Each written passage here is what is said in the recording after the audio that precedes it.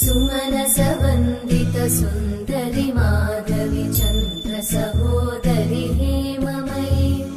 मुनिगणवन्दित मोक्षप्रदायिनि मञ्जुळवासिनि वेदनुते पङ्कजवासिनि देव सुपूजित सद्गुणवर्षिणि शान्तियुते